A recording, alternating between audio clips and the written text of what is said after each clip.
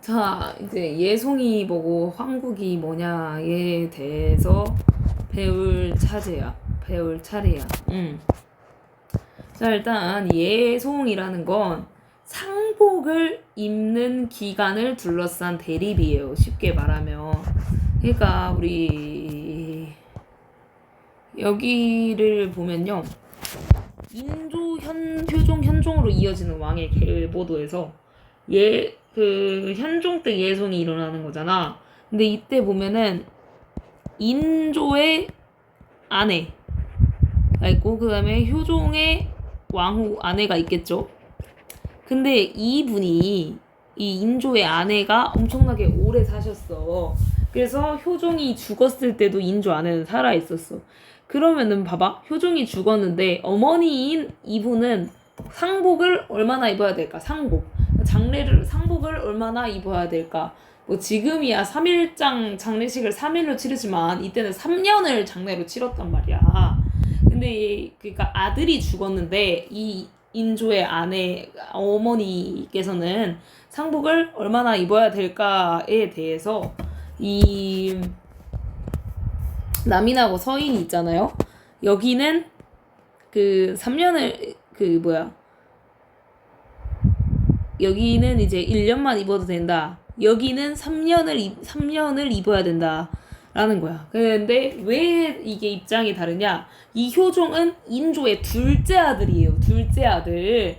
그러니까 이 서인 놈들은 둘째 아들이니까 1년만 입어도 된다라는 거고, 남이는 둘째 아들이지만 왕위를 이어서 왕이 되셨으니까 첫째 아들 대우를 해서 3년을 입어야 된다 이거예요.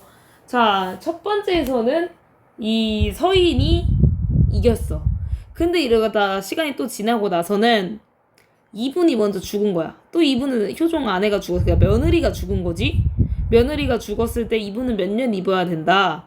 똑같아요. 서인은 6개월, 남이는 1년. 예. 둘째 며느리니까 6개월만 입어도 된다. 아니다. 왕후였으니까, 왕의 아내셨으니까 그 대우를 해서 1년을 입어야 된다 이거죠. 두 번째에서는 남인이 이겨요. 왜냐면 봐봐, 이거는 결국 효종이 둘째 아들로서 왕이 된 게 오르냐 안 그르냐의 문제가 되는 거죠. 그럼 아들인 현종 입장에서는 우리 아빠를 낮게 취급하는 거잖아, 서인들은. 그렇지, 우리 아빠의 정통성을 흔드는 문제이기 때문에 남인의 편을 마지막에 들어주는 것이다. 이거 어디 갔어요? 그래서 사실 이 예송이라는 건 상복을 얼마 입냐 마냐 뭐가 중요해. 별로 중요한 문제는 아닌데, 이 둘째 아들로서 왕이 된 효종의 정통성 문제와 연관되어 있었기 때문에 아주 치열하게 전개를 하는 것이다. 그래서 이 예송부터 시작으로 해서 남인과 서인이 피터지게 싸우게 되고, 그 다음인 숙종 때가 되면 환국이 일어나요. 환국이라는 건 집권 분당을 급격히 교체하는 거야.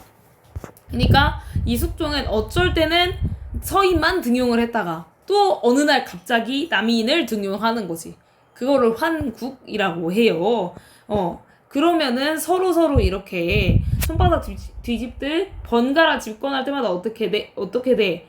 상보복을 가하는 거지. 엄청나게 많은 사람들이 잡혀가고 죽고 하면서 붕당 정치의 성격이 변화되는 거죠. 자, 그래서 그 시기 마지막 숙종 말기가 되면 결국엔 서인만 살아남고 서인들이 노론과 소론으로 나뉘게 됩니다. 네, 노론과 서인으로 나뉘게 돼요. 남인을 처리하는 문제를 두고 나뉘게 되는데, 사실상은요, 이 숙종이 아들이 2명이거든. 경종파, 영조파 이렇게 2명인데 숙종의 아들이 2명이야. 근데 이 경종의 엄마는 누구냐? 장희빈. 그러니까 이미 죄인으로 죽었고, 영조의 엄마는 숙빈 최씨. 아직 후궁이지만 살아있다. 그래서 이 둘 중에 누구를 후사로 할 것이냐 이건 거죠. 그래서 여기가 경종을 지지하는 애들, 여기가 영조를 지지하는 애들이었다라는 거죠. 이해가 됐죠? 자, 이런 식으로 해서 예송 논쟁이 진행이 되고 있다. 그러니까 예송, 즉 효종과 효종비가 죽은 후에 인조의 계비, 그러니까 인조의 둘째 와이프인 자이 대비가 얼마 동안 상복을 입어야 하는가에 대한 문제야. 그래서 처음에는 서인의 주장이 받아들여졌어.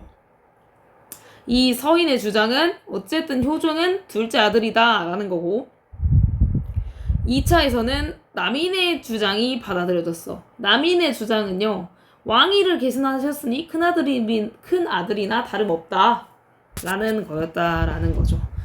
결국에는 학문적 논쟁, 예법을 둘러싼 학문적 논쟁, 유학은 예법을 중시하죠. 학문적 논쟁인 동시에 효종의 정통성을 두고 벌어진 정치적 논쟁이다라는 거죠.